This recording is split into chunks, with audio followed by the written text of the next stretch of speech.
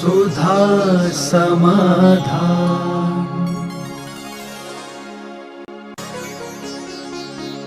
नमोस्तु गुरुदेव, हमारे जीवन में मुहूर्त का क्या महत्व है?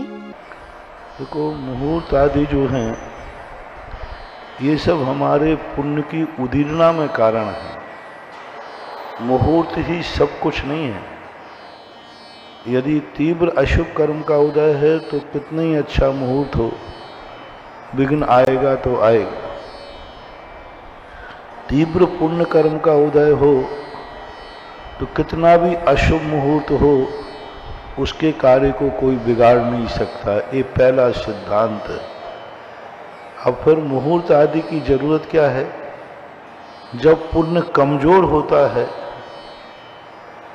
हवा इतनी तेज होती है कि दीपक बुझ सकता है, तो उस समय दीपक को कांच की जरूरत होती है। चिमनी लगा लेते, हाथ लगा देते। हाथ लगाने पर दीपक बुझ भी जाता है, दीपक बच भी जाता है। फिर भी जब हवा चलती है और दीपक लहराता है तो सबसे पहले हाथ कहाँ जाता है? उसको बचाने के लिए। बस ये मुहूर्त बुझते हुए दीपक को हाथ लगाने के समान काम करते हैं। जिनके पुण्य की तीव्रता होती है वो लोग, वो उनके लिए कोई मुहूर्त की जरूरत नहीं। जैसे महावीर स्वामी अमावस्या के दिन उन्हें अपनी सिद्धि को प्राप्त हुए, वे महान पुण्यात्मा थे। लेकिन जो थोड़ा ही सा पुण्य कमजोर हो जाए तो ध्यान रखना, फिर मुहूर्त आदि बहुत सक्रिय काम करते हैं। हमेशा मुहूर्त आदि की कभी उपेक्षा नहीं करना। थोड़ा पुण्य का उदय है इसलिए अपन को लग रहा है हम मुहूर्त वगैरह कुछ नहीं मानते, हम तो सब अमावस्या को ही काम करते हैं। हाँ, थोड़ा अभी पुण्य का उदय है तीव्र। जब पुण्य कमजोर हो जाता है तो फिर मुहूर्त नहीं, चौघड़िया भी काम करता है। कोई व्यक्ति ट्यूबलाइट खा जाता है, मैंने ट्यूबलाइट खा ली, मुझे कुछ नहीं हुआ। कीलें खा जाता है लोहे की, वो कहता है हमें कुछ नहीं हुआ। तो सब लोग ट्यूबलाइट खा के देखो आज। कुछ लोग खाते हैं ना, ट्यूबलाइट खा लेते हैं, कीले खा जाते हैं। वो ट्यूबलाइट तो फिर सभी लोग खाने लग जाओ। उसको ट्यूबलाइट पच गई और तुम्हें ककड़ी का बीज भी नहीं पचेगा, दस्त लग जाए। तो एकांत नहीं है कि मुहूर्त कुछ भी नहीं करते। हमारे शास्त्र जिनवाणी है मुहूर्त, जिनेन्द्र भगवान की वाणी है, कोई हमारे तुम्हारे द्वारा बनाए गए नहीं है। जिनेन्द्र भगवान की वाणी है वो। जिनेन्द्र भगवान ने वाणी कही है, उसमें एक ज्योतिष आता है। पूज्यवर जिनसेन स्वामी ने महापुराण के अंदर लिखा है, इस पंचम काल में जो बिना मुहूर्त के किसी को मुनि दीक्षा आदि देता है वो गुरु भी प्रायश्चित का भागीदार है। क्योंकि आज पुण्य की हीनता है, इसलिए द्रव्य, क्षेत्र, काल, भव, भाव सब देखना चाहिए। कभी अंधे को चौराहे पर मणि मिल जाए तो ये मत समझना कि सभी आंखों वाले चौराहे पर बैठ जाएं। मुहूर्त को अनेकांतिक दृष्टि से देखना। कमजोर पुण्य वालों को मुहूर्त का सहारा लेना ही चाहिए। कमजोर पुण्य वालों को ठीक है, उनका पुण्य है इसलिए चल रहा है। जिस दिन पुण्य की कमी आएगी तो मालूम क्या करोगे? वो चौराहे पर बैठे वो हाथ दिखाते ना तोता से, वो दिखाते फिरते कि भैया देखना मेरे हाथ में कोई रकील है, मजदूरी मिल जाएगी कि नहीं। जब अशुभ कर्म का उदय आता है तो फिर ये सब चीजें अपने आप में मायना रखती हैं। पुण्य के उदय में पापी लोग, जो रावण जैसे व्यक्ति हैं, वो कहते काय का मुहूर्त है, कुछ नहीं, हमें जो करेंगे कोई पाप नहीं है, कुछ नहीं, हम इतने दिनों से पाप कर रहे हैं, हमारा कुछ नहीं हुआ। सुबह ही प्रवचन था ना, अरे लोग कहते पाप करोगे तो दुर्गति होगी, हम तो जिंदगी भर से चोरी कर रहे हैं, हमारा तो कुछ नहीं हुआ। हम तो जिंदगी भर से शराब पी रहे हैं, हमें तो कुछ नहीं हुआ। आप लोग कहते हो कि शराब पीने से होता है, गुटखा खाने से होता है, मैं तो 25 साल से खा रहा हूं, मुझे कुछ नहीं हुआ। ये जो दलीलें दी जाती हैं ये उन्मत्त की दलीलें हैं। मैं 25 साल से खा रहा हूं, मुझे कुछ नहीं हुआ। मैं 25 साल से शराब पी रहा हूं, मुझे कुछ नहीं हुआ। मैं आज तक जिंदगी में कभी मैंने मुहूर्त से काम कुछ किया ही नहीं। बिना मुहूर्त के काम किया, मेरे तो सब काम सफल हो रहे। मैं बिना मुहूर्त के काम करता हूं, मेरे सब कार्य सफल होते हैं। ये जो अहंकार तुम्हारा बोल रहा है, ये वैसा ही अहंकार है जैसे गुटखा खाने वाला कहता है मैं 25 साल से खा रहा हूं, मुझे आज तक कुछ नहीं हुआ। वो ऐसे ही कर रहा है कि मैं 25 साल से चोरी कर रहा हूं, मैं आज तक नहीं पकड़ा गया, तो अब क्या पकड़ा जाऊंगा। तो ये जो उसकी जो बुद्धि है, ये बुद्धि ठीक नहीं है। हमेशा हर चीज को अनेकांत दृष्टि से देखना चाहिए। हर व्यक्ति की कीमत है। जब जिनेंद्र भगवान ने शास्त्रों में कहा है, जिनवाणी में कहा है, तो हम माने या ना माने, लेकिन उसकी उपेक्षा नहीं करना चाहिए। आज प्रातःकाल हमने कहा था, चाहे तुम मानो या नहीं मानो, लेकिन किसी नीतियों का उपेक्षा नहीं करना। यदि ज्योतिष सर्वथा बुरा होता तो हमारे जिनेंद्र भगवान ज्योतिष का वर्णन क्यों करते, क्यों मुहूर्त का वर्णन करते, क्यों ये जन्म के भगवानों के नक्षत्र शास्त्रों में लिखे कि भगवान का जन्म फलानी तिथि फलानी तारीख फलाने नक्षत्र में हुआ। इन सब की चर्चा करने की जरूरत क्या थी। जरूरत है, सबका अपने अपने में आप में प्रभाव है। किसी भी चीज का कीमत भली कम हो, लेकिन महत्व कम नहीं होना चाहिए। जैसे आपकी गाड़ी में वाल्टू लगता है, उसकी कीमत कोई ज़्यादा नहीं है। 4 करोड़ की गाड़ी में 5 रुपए का वाल्टू लगता है, ज़्यादा मूल्य नहीं है, लेकिन महत्व कितना है। 5 रुपए का वाल्टू यदि 4 करोड़ की गाड़ी में नहीं हो तो गाड़ी खटारा है। तो महत्व कितना है, वो 4 करोड़ की गाड़ी को खटारा बना सकता है, लेकिन कीमत उसकी 5 रुपया है। ऐसा ये मुहूर्त आदि जो हैं, इनका कीमत भली 5 रुपया हो, लेकिन समय पर मौका आने पर ये बहुत महत्व के होते हैं। इनको स्वीकारो या ना स्वीकारो, लेकिन नकारना नहीं चाहिए, ऐसा मानना चाहिए। नमोस्तु गुरुदेव, आप प्रतिमाओं के कान में ऐसा क्या सूर्य मंत्र डाल देते हैं कि आपके विहार के बाद वहां अतिशय शुरू हो जाता है। देखो, कोई भी मूर्ति का अतिशय जो होता है, प्रतिष्ठा और प्रतिष्ठा कारक की विशुद्धि के ऊपर आधारित होता है। मैं भगवान के कान में कुछ बोलता नहीं हूँ, इसलिए नहीं बोलता हूँ कि वो सुनते ही नहीं है। हम तो उनके अंदर ऐसा स्थापित करते हैं, वे सुने या न सुने, लेकिन भगवान को हम उनके अंदर विराजमान कर देते हैं। अपन वो कार्य क्यों करें जिसमें डाउट हो, क्या पता भगवान ने सुना कि नहीं सुना। अपन तो वो कार्य करें कि जो सुने या न सुने, लेकिन मंत्रों के माध्यम से मूर्ति में उसकी स्थापना कर दी जाती है। मैंने कहा ना कि बहुत पंचकल्याण करना कोई हंसी मजाक नहीं है। मात अकेला, कई लोग कहते हैं मंदिरों का, महाराज मंदिरों में पंचकरण में क्या काम है, और तो कुछ करना नहीं है, मात छू मंत्र ही तो करना है। वो छू मंत्र ही तो सारी साधना है, वो छू मंत्र ही तो तपस्या है। ये बाहर की प्रभावना करना, स्टेज की प्रभावना करना, ये बाहर के जितने भी कार्यक्रम हैं, जलूस आदि हैं, ये सब कार्यक्रम सहयोगी हैं, मुख्य नहीं है। मुख्य तो वही छू मंत्र है। उस छू मंत्र से तो ही सारी प्रतिमा प्रतिष्ठित होती है। आजकल लोग प्रतिष्ठाओं को कोई ज़्यादा महत्व, कोई भी कहता है कि ऐसा कर लो, और ग्रंथ में लिखा है महाराज की क्या जरूरत पड़ी है, अपन खुद ही सूर्य मंत्र दे लो। आजकल गृहस्थ देने लगे, पंडित देने लगे, आजकल तो यहाँ कर भी दुस्साहस करने का बात करते हैं। कोई भी आर्यिकाएं आदि भी कहते हैं कि हम भी दे लें तो क्या फर्क पड़ता, करना क्या है, महाराज की जरूरत क्या है। ऐसा नहीं समझना, बहुत बड़ा दोष है।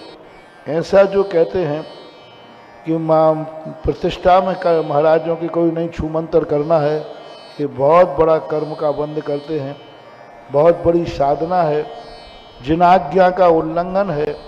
जिनेंद्र भगवान ने कहा है कि सूर्य मंत्र एक साधक के द्वारा दिया जाता है।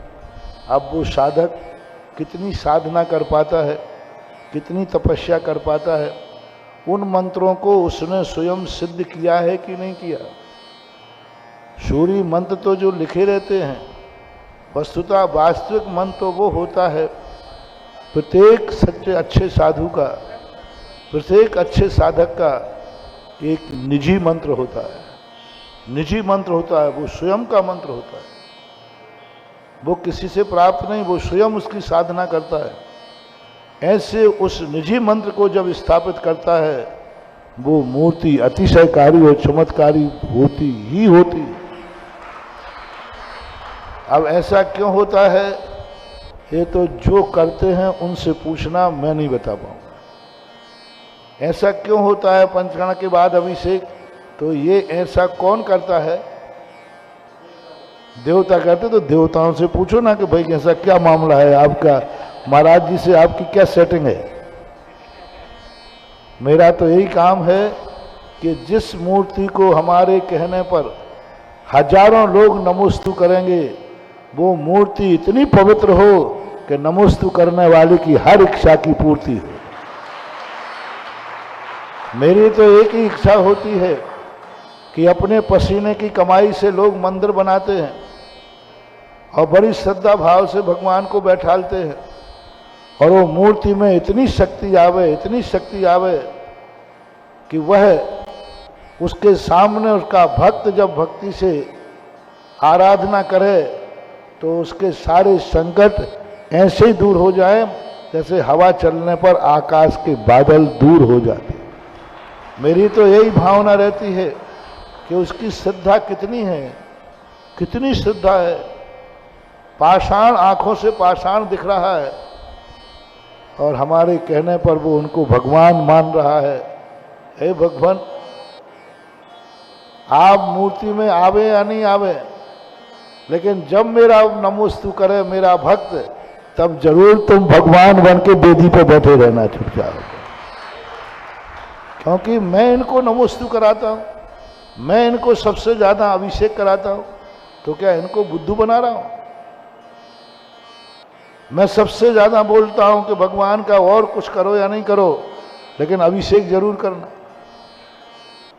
और जब अभिषेक की ताकत चाहिए है तो मेरी तो एक ही प्रार्थना होती है, भगवान इस मूर्ति में ऐसी शक्ति आए, ऐसी शक्ति आए, जब भी मेरा भक्त 2 बूंद जल की डाले वो गंधोदक ऐसा बन जाए जैसे 700 कोड़ियों का कोड़ दूर किया।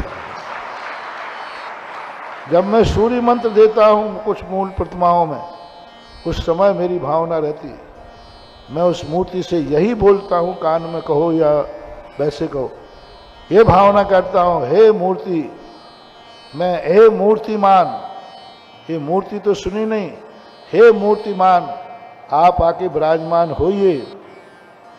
और मैं इसलिए आपको विराजमान कर रहा हूं, आपके लिए नहीं, आप तो सिद्धालय में ही शोभा देते हैं।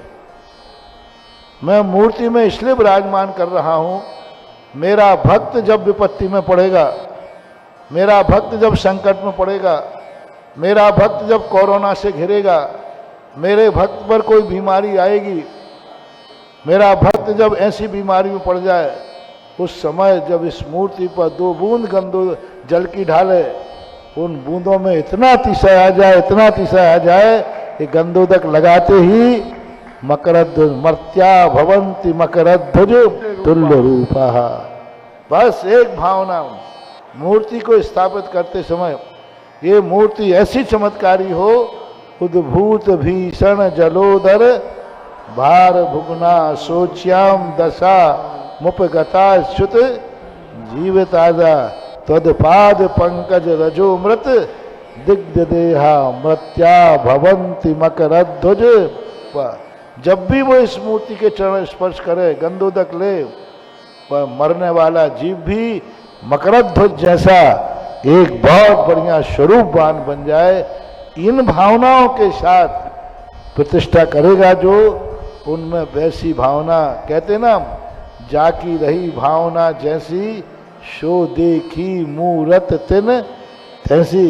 हम ऐसी भावना भाते हैं तो वैसी मूर्तियां हो जाती हैं। इसमें कौन सी बड़ी बात है। नमोस्तु गुरुदेव। लोगों को जन्मदिन और शादी की सालगिरह होटलों में मनानी चाहिए या किसी तीर्थ क्षेत्र और साधु के यहाँ? मैंने पहले सोचा था, कई बार मैं आवाज़ लगाता हूँ तो ये सब मन करता है कि इतनी ऊंची आवाज़ में लगा रहा हूँ। आज इस भौतिक और आधुनिक युग में मेरी आवाज़ कोई मानने वाला नहीं है, लेकिन मेरी एक धारणा है कि बाज़ार में माल तो रखो, कोई ना कोई ग्राहक आ ही जाएगा। तो मैंने यूँ आवाज़ लगाई, 2-3 आवाज़ें लगाई थी। एक आवाज़ लगाई कि भाई तुम्हारा जब सुख का दिन आवे, खुशी का दिन आवे, शादी की सालगिरह है, जन्मदिन है, उस दिन किसी होटलों में ना जा कर के किसी तीर्थ क्षेत्र पे जाओ, गुरुओं के पास जाओ। तो मैंने तो यूँ कह दिया था, लेकिन मुझे विश्वास था इस माइक से जो आवाज़ निकली है, कोई ना कोई पुण्यात्मा है, जब जरूर मानेंगे। और आज यही लोग सब बता रहे थे कि महाराज इतने ज़्यादा लोग आजकल अपना कोई भी शुभ दिन होटलों की अपेक्षा तीर्थों पर मनाना ज़्यादा पसंद करते हैं। 1 जनवरी को मैंने आह्वान किया था कि पहला जो जनवरी है, साल की शुरुआत होटल से शुरू नहीं करना। आज हजारों लोगों ने, लाखों लोगों ने ये बात को माना है। तो अब जब से विश्वास हो गया है, कैसा ही है, आवाज लगाओ, कोई ना कोई तो मानेगा। ऐसा नमोस्तु गुरुदेव। भोजन शरीर करता है या आत्मा?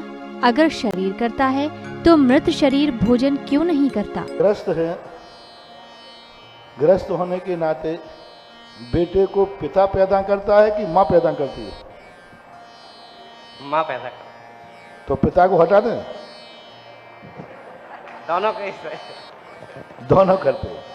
इसी प्रकार आत्मा भी नहीं खाती, शरीर भी नहीं खाता, और आत्मा शरीर दोनों मिल जाए तो इतना खाते हैं कि खाते आघाते नहीं है। शरीर और आत्मा का संयोगी भाव है। जब शरीर और आत्मा दोनों मिलते हैं तो एक नया परिणमन होता है, जिसको भूख, प्यास आदि कहते हैं। दोनों की संयोगज पर्याय कहलाती है। दोनों अलग अलग रहेंगे तो ना तो शरीर खाएगा ना आत्मा खाएगी, लेकिन दोनों जब मिलेंगे तो नियम से ये प्रक्रिया संयोगज पर्याय के रूप में अनिवार्य हो जाती है।